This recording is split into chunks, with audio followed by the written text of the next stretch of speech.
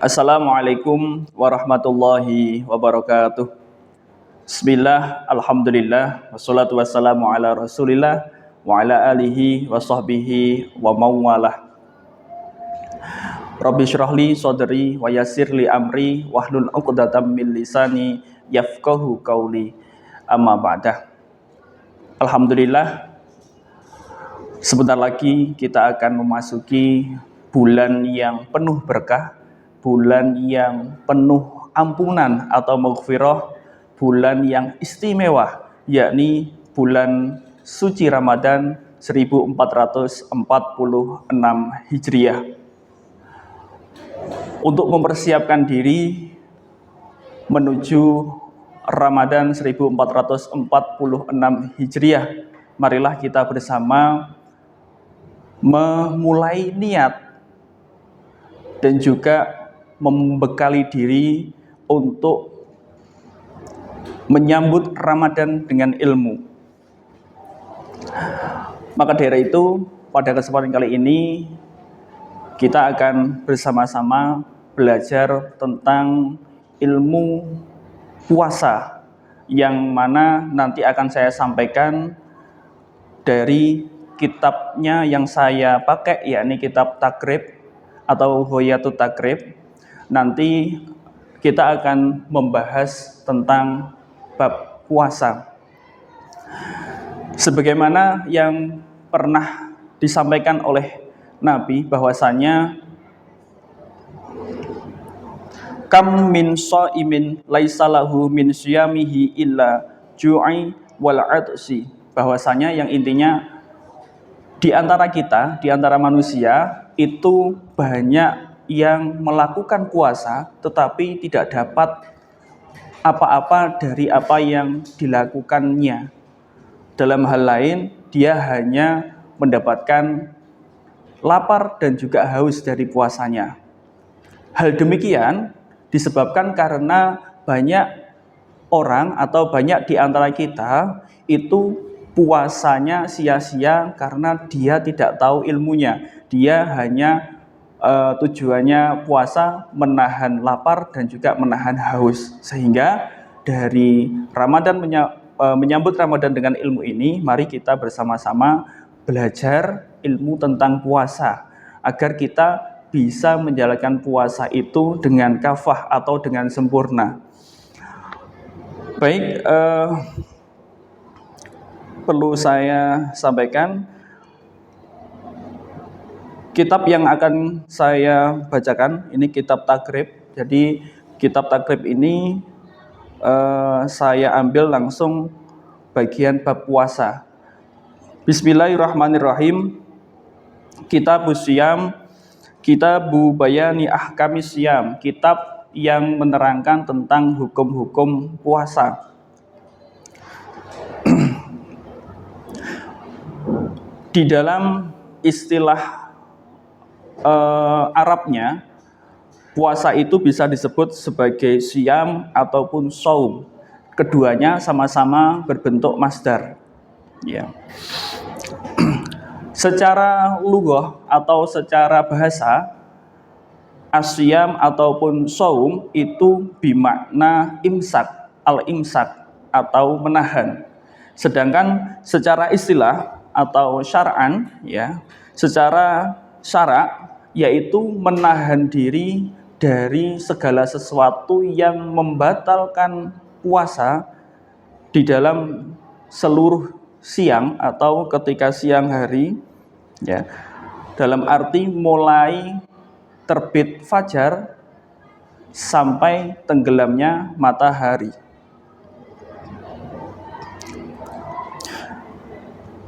Kemudian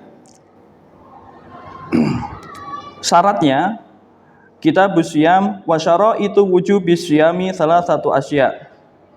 Ya, syarat wajibnya seseorang yang puasa itu ada 3, dan pendapat yang lain juga mengatakan ada yang 4.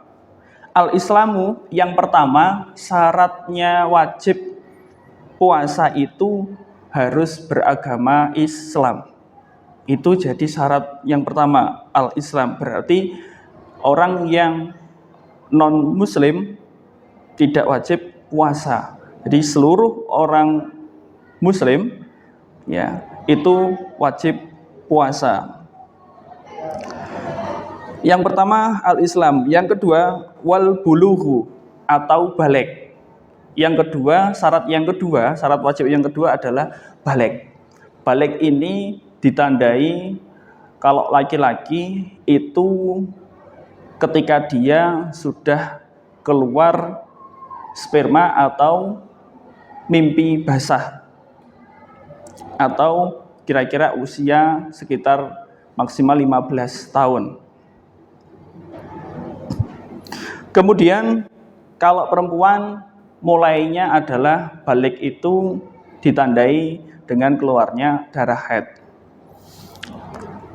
Kemudian syarat selanjutnya wal aqlu, dan berakal sehat. Akal sehat itu dia tidak dalam kondisi gila. Jadi orang gila itu tidak berkewajiban puasa, karena orang gila ini tentu dia tidak diwajibkan puasa. Kemudian wal qudratu ala shaumi, mampu terhadap puasanya. Jadi ketika ada orang yang sakit orang sakit dan dia tidak mampu untuk berpuasa, atau orang yang sudah tua sehingga dia tidak mampu untuk berpuasa, katakanlah dia tidak berkewajiban puasa, tetapi nanti ada kafarotnya atau fidyahnya.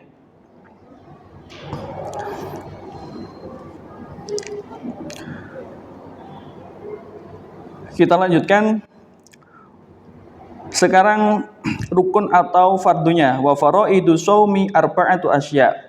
Rukun atau syarat puasa selanjutnya sekarang rukun puasa. Yang pertama an-niyatu. Yang pertama adalah niat. Jadi rukun yang pertama dari puasa itu adalah niat. Niat ini kalau puasa wajib seperti Ramadan, seperti puasa nazar, seperti nyaur utang qadha atau qadha puasa, katakanlah itu wajib dilakukan di malam hari. Jadi dilakukan mulai setelah masuk waktu maghrib sampai sebelum waktu subuh. Bisa dilakukan di malam hari itu. Jadi mulai katakanlah selesai sahur itu sudah bisa dilakukan niat untuk keesokan harinya. Jadi niat itu kewajibannya hanya satu kali. Ketika ada orang diniatkan sudah satu kali, dia sudah gugur kewajibannya niat di malam hari. Kalau seumpama dua kali, tidak masalah mengulang niat. Yang penting waktunya tetap sebelum masuk waktu sholat subuh. Biasanya di lingkungan kita ketika sholat taraweh itu juga ada yang biasanya untuk mengingatkan kepada jamaahnya membaca niat bersama-sama. Dan itu hal yang dibolehkan untuk buat menjaga kehati-hatian supaya tidak lupa membaca niat. Karena di puasa wajib seperti Ramadan itu diniatkan wajib harus di malam hari. Kalau seumpama lupa, katakanlah semacam itu, dia otomatis juga harus mengqadha puasanya di luar Ramadan nanti. Jadi di lingkungan kita biasanya setelah taraweh itu banyak yang menggunakan waktunya untuk meniatkan bersama-sama supaya untuk menjaga kehati-hatian tadi. Yang pertama niat itu niat wajib, niat puasa wajib. Kalau niat puasa sunnah tetap disunahkan malam hari. Tetapi kalau seumpama dia lupa ketika bangun sudah masuk waktu subuh, dia baru bangun, selama itu dia belum makan atau minum atau sesuatu yang membatalkan puasa, terus kemudian dia langsung puasa, niat puasa sunnah, dia masih boleh. Jadi batasannya niat untuk puasa sunnah itu sampai sebelum masuk waktu zuhur. Seumpama setelah katakanlah setelah sholat subuh dia masih belum makan, belum minum, belum melakukan sesuatu yang bisa membatalkan puasa. Terus kemudian paginya dia jam 7 lupa, belum niat puasa sunnah. Dia jam 7 niat puasa sunnah itu masih diperbolehkan. Itu untuk puasa sunnah. Kalau wajib seperti yang saya sampaikan tadi, bahwa puasa wajib itu harus dilaksanakan di malam hari. Waktunya mulai setelah maghrib, masuk maghrib sampai sebelum waktu subuh. Itu untuk niat. Nah, niatnya itu bisa dilakukan di hati ataupun diawali dulu dengan lisan. Itu juga lebih baik. Jadi kalau di lingkungan kita biasanya kita diajarkan niat bilisan terlebih dahulu. Di samping itu juga diniatkan di dalam hati. Jangan sampai kita niat itu hanya kita lakukan di lisan, tetapi hatinya tidak melakukan niat. Karena yang dihitung, yang namanya niat itu di dalam hati. Kerenteknya hati ketika meniatkan itu. Niatnya bisa seperti yang diajarkan oleh guru-guru kita dulu. Nawaitu shoma ghadin an adai fardhi syahri ramadhani hadhihi sanati fardholillahi ta'ala. Atau kalau di lingkungan kita mengajarkan pakai yang kedua, biasanya pakai seperti ini. Nawaitu shoma ghadin an adai fardhi syahri ramadhana hadhihi sanata. Ada yang Ramadhana, ada yang pakai Ramadhani. Dan sampean tidak usah bingung yang benar Ramadhana atau Ramadhani, itu semua benar. Dan yang paling penting adalah sampean bisa niatkan itu, jangan lupa juga diniatkan di dalam hatinya ketika mengucapkan niat puasa tersebut. Jadi selain sampean lafadzkan di lisan nawaitu shoma ghadin sampai akhir, di hati sampean juga dikerentekan, diniatkan di dalam hati sampean. Jadi niat lisan itu disunatkan untuk menuntun hati sampean ketika niat, biar tidak salah, biar tidak bingung, biar mantap gitu. Yang pertama rukunnya niat, terus yang kedua wal imsaku anil akli wasyarbi wal jima'u wa ta'ammadul qai.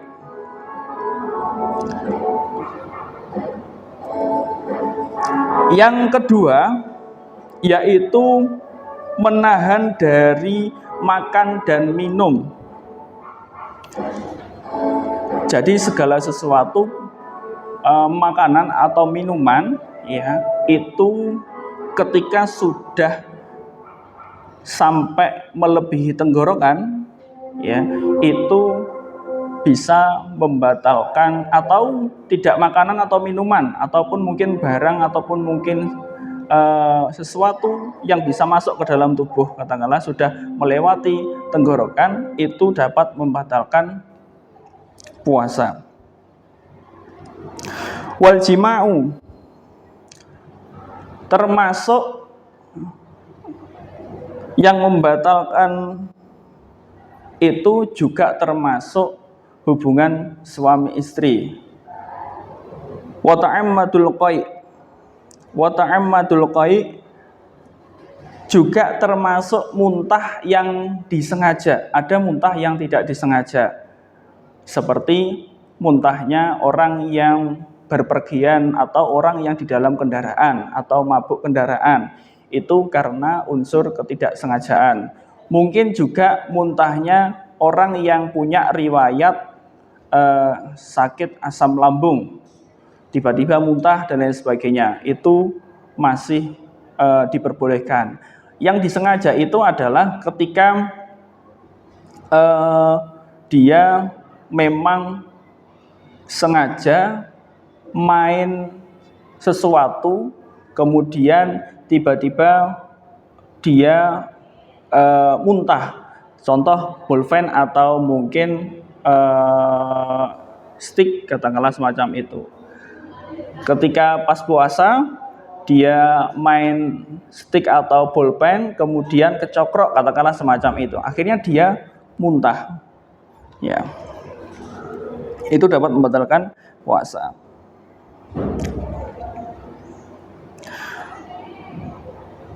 Kemudian selanjutnya walladzi yuftiru bihi shaimu asyratu asya. Dan kemudian ada beberapa hal yang membatalkan puasa, itu jumlahnya ada 10. Yang pertama, ma wasala amdan ilal jaufi, maaf. Ma wasala amdan ilal jaufi.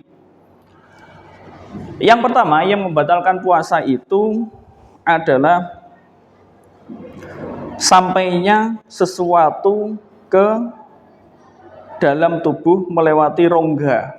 Sesuatu itu bisa makanan, bisa minuman, bisa hal-hal lain yang benda atau benda juga bisa. Ketika dia sudah masuk ke tenggorokan, melewati tenggorokan, masuk ke dalam tubuh, itu juga bisa membatalkan puasa. Itu yang pertama. Aurasi, atau sesuatu yang masuk ke dalam kepala melalui rongga atau sesuatu yang sudah terbuka seperti hidung. Katakanlah hidung, ya, atau kuping. Kuping ketika sampean memasukkan air ke dalam kuping atau ke dalam hidung, itu juga bisa membatalkan puasa. Selanjutnya, yang ketiga, wal huknati fi ahadis sabilaini. Memasukkan obat ke dalam dua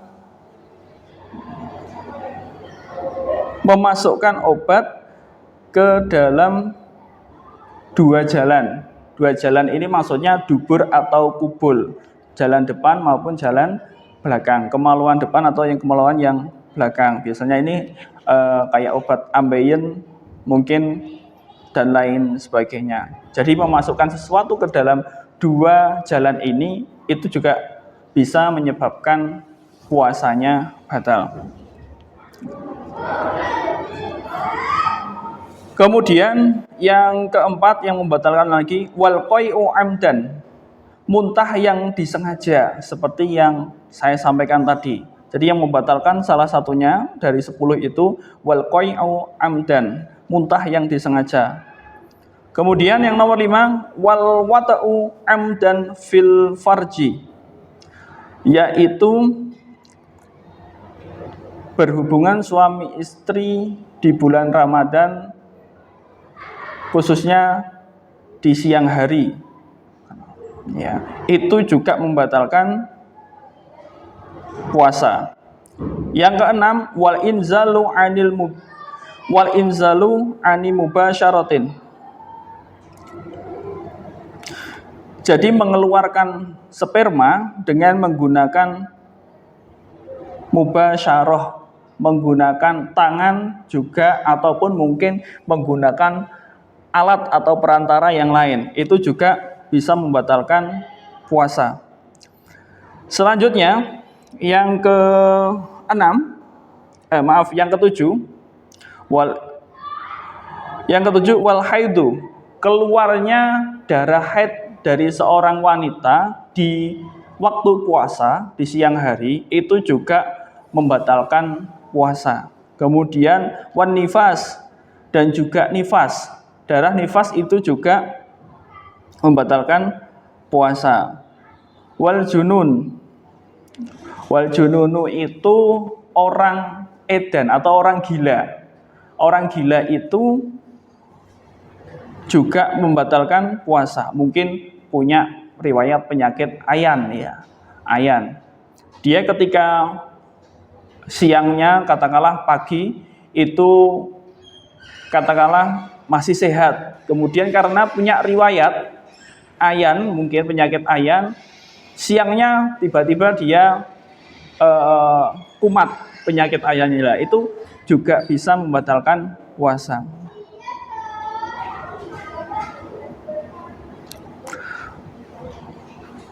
Kemudian yang terakhir nomor 10, wariddah. Ya.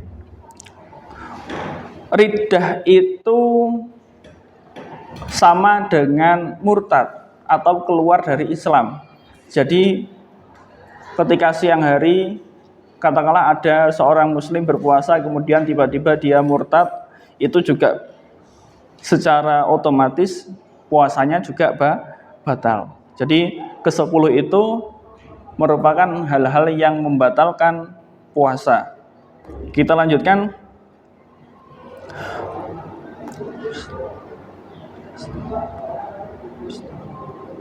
Wa yastahibu fi shaumi salasatu asya.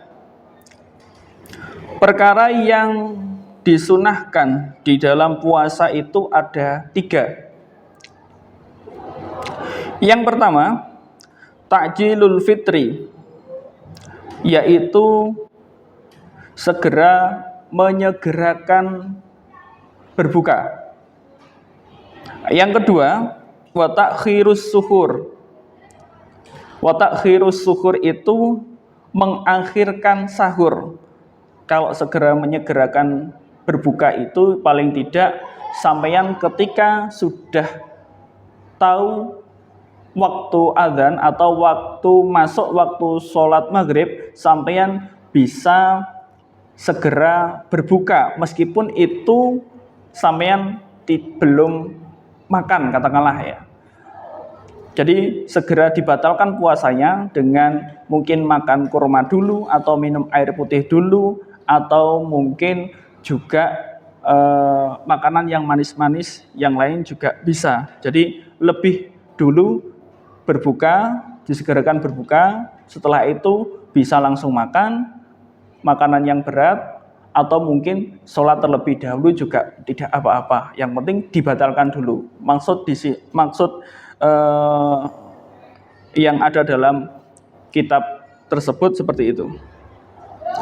Selanjutnya, tadi yang kedua yaitu mengakhiri sahur. Mengakhiri sahur itu ya kira-kira setengah jam ataupun mungkin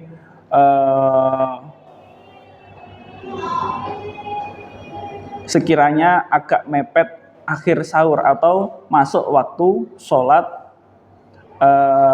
subuh. Katakanlah setengah jam ataupun 20 menit sebelum masuk waktu subuh. Yang sekiranya buat makan juga tidak terlalu buru-buru dan tidak terlalu cepat, kira-kira seperti itu.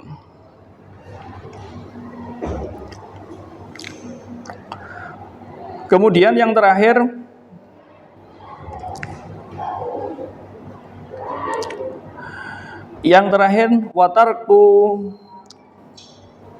watarkul hujri minal kalam, yaitu meninggalkan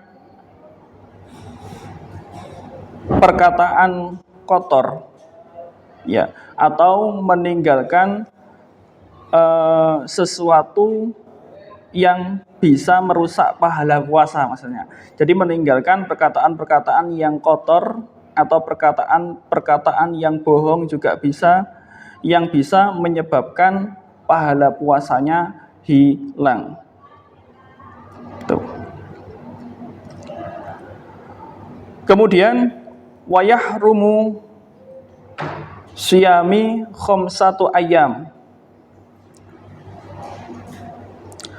Selanjutnya ada beberapa puasa yang diharamkan harinya. Ya, ada hari-hari yang diharamkan untuk berpuasa. Yang pertama, ya, Al-Idani atau hari raya 2, yaitu hari raya Idul Fitri, hari pertama 1 Syawal itu haram untuk puasa. Yang kedua, hari raya Idul Adha. Idul Adha, hari raya Idul Adha, hari pertama katakanlah, itu haram untuk berpuasa. Kemudian wa ayyami tasyrik salasah. Wa ayyamu tasyrik salasah. 3 hari tasyrik. Dan termasuk puasa yang hari puasa yang haram itu adalah puasa tasyrik atau 3 hari setelah Idul Adha, hari pertama.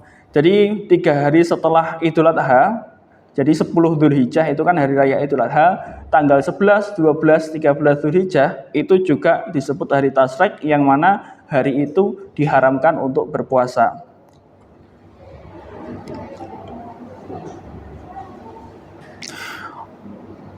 Wa yukrahu shaumi yaumi syak illa ayyuwafaqa adatan.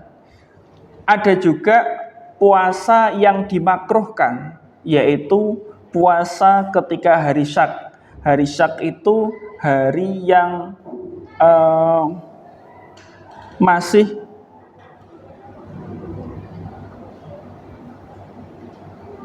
membingungkan, dalam arti hari yang belum ada ketentuannya itu sudah masuk waktu Ramadan atau belum. Dalam arti ini biasanya tanggal 30 Sya'ban. Yaumus syak. Syak itu hari yang masih membingungkan, dalam arti sudah masuk 1 Ramadan atau belum. Itu biasanya di tanggal 30 Sya'ban, kalau bilangannya 30. Jadi akhir Sya'ban antara 29 dan 30 itu namanya Yaumus syak.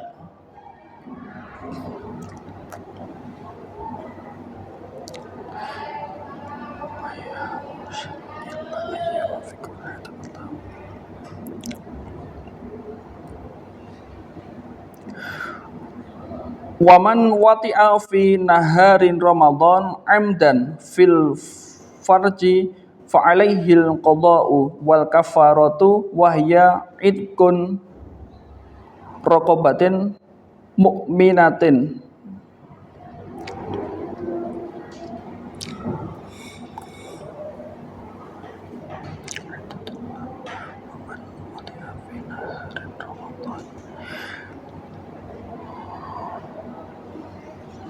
Barang siapa atau seseorang yang dengan sengaja berhubungan suami istri di siangnya bulan Ramadan, ya, di siangnya bulan Ramadan,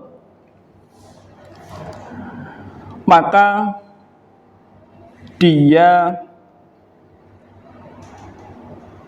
harus mengqadha puasanya di lain hari, dan juga harus membayar kafarat dengan memerdekakan budak. Kalau dulu ada istilah memerdekakan budak. Kalau dia tidak mampu, fa illam yajid fasyamu syahraini muttatabi'aini. Kalau dia tidak mampu, maka dia juga bisa mengganti dengan puasa di lain hari selama 2 bulan berturut-turut. Fa'ilam yastati' fa'it'amu sittina miskinan. Atau kalau dia tidak mampu berpuasa selama 2 bulan berturut-turut dengan tidak putus, ya syaratnya tidak putus 2 bulan berturut-turut, maka dia juga bisa mengganti dengan memberikan makanan ke 60 orang miskin.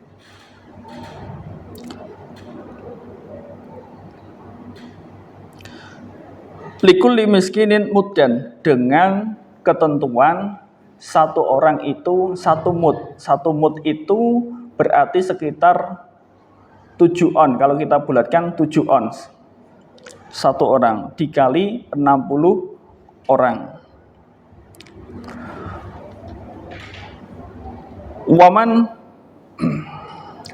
Dan penjelasan sedikit lagi bahwa orang yang melakukan hubungan suami istri di siang bulan Ramadan, katakanlah, itu juga sama halnya dengan ketika ada orang yang dia dengan sengaja membatalkan puasanya ataupun mungkin tidak puasa karena karena malas, karena juga hal-hal lain.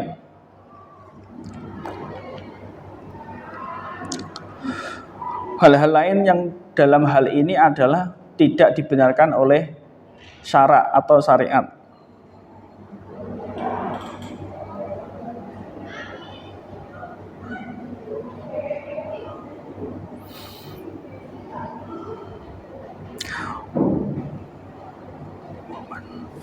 Waman mata wa alaihi siyamun min Ramadan ut'ima anhu likulli yaumin muddan. Orang yang meninggal dan kemudian dia meninggalkan hutang puasa Ramadan, maka dia bisa menggantikannya, jadi yang menggantikan keluarganya dengan memberikan makanan pokok atau makanan ke satu orang 1 mud, atau seperti tadi 7 ons per harinya. Jadi kalau meninggalkan katakanlah 5 hari berarti 7 on kali 5, katakanlah semacam itu.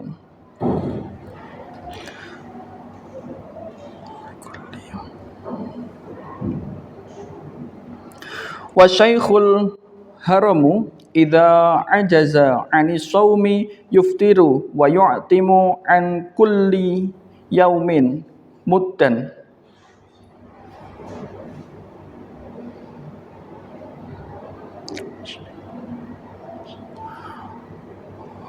Orang yang sudah lanjut usia atau orang tua itu ketika dia sudah tidak mampu lagi untuk berpuasa, maka dia bisa tidak berpuasa dengan nanti membayar fidyah atau membayar kafarat.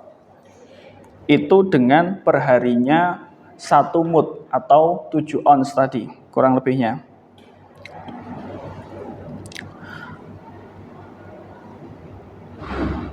Walhamilu wal murdi'u in khafatan ala anfusihima aftarta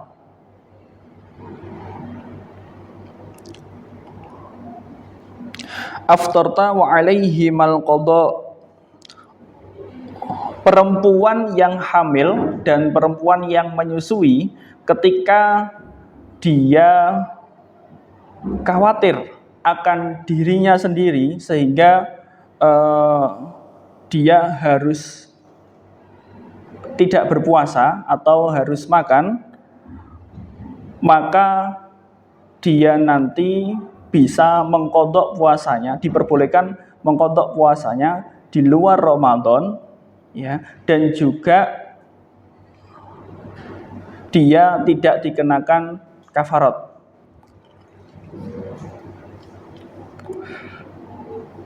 Kemudian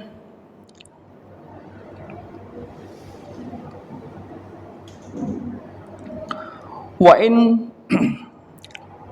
in khafata ala auladihima aftarta wa alaihimal qada'u wal kaffaratu an kulli yaumin muddan wa huwa ritlun wa thuluthun bil araqi.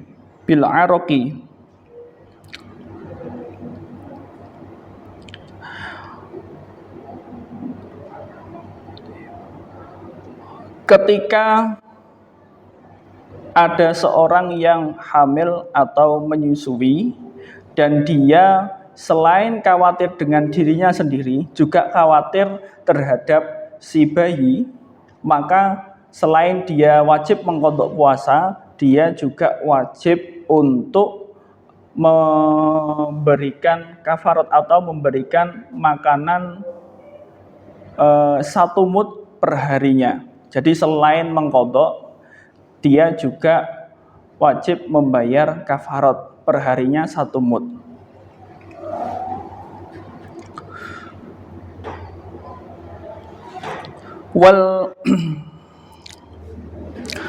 Wal maridu wal musafiru safaron tawilan yuftirani wa yaqdiyani. Selain itu, yang diperbolehkan untuk tidak berpuasa adalah ketika dia dalam keadaan sakit maupun berpergian. Sakit di sini adalah ketika dia sakitnya itu dan ketika puasa dia memaksakan untuk ketika puasa ya dia sakitnya malah tambah parah, maka dia bisa tidak berpuasa. Jadi ketika dia sakit ya dia kok berpuasa tambah parah, katakanlah mungkin ada anggota tubuhnya yang tambah parah, mungkin hilang, ada yang lebih mungkin bisa tidak berfungsi lagi, maka dia boleh untuk tidak berpuasa. Dan juga safar. Safar ini orang yang melakukan perjalanan jauh dengan tujuan bukan tujuan yang tidak diperbolehkan atau bukan tujuan maksiat. Syaratnya itu adalah ketika berpergiannya itu mencapai diperbolehkannya untuk menjamak dan mengqashar sholat. Wallahu a'lam bishawab. Semoga apa yang telah pelajari tentang bab puasa ini sedikit banyak bisa membekali kita untuk menyambut Ramadan tahun ini. Dan mungkin juga perlu saya sampaikan bahwasanya Ramadan tahun ini untuk prediksinya insya Allah nanti tanggal 1 prediksi hisabnya, dan nanti tentu lebih baik kita menunggu pengumuman dari pemerintah, sehingga ketika ada nanti sesuatu yang berbeda kita bisa mengikuti pemerintah yang memiliki otoritas dalam melakukan ikhbar atau dalam melakukan pengumuman tentang awal puasa. Perbedaan awal Ramadan itu hal yang lumrah, sehingga perlu kita sikapi dan tidak usah dibuat ramai, tidak usah dibuat bingung. Silakan semuanya saja mungkin bisa ngikuti dari ketentuan yang ada di lingkungan kalian masing-masing. Dalam arti biasanya kita ada kiai atau ulama atau mungkin ustadz yang di lingkungan kita biasanya yang akan juga ikut serta mengumumkan awal Ramadan. Mungkin itu dari saya, kurang lebihnya mohon maaf. Wallahul muwaffiq ila aqwamit thoriq. Assalamualaikum warahmatullahi wabarakatuh.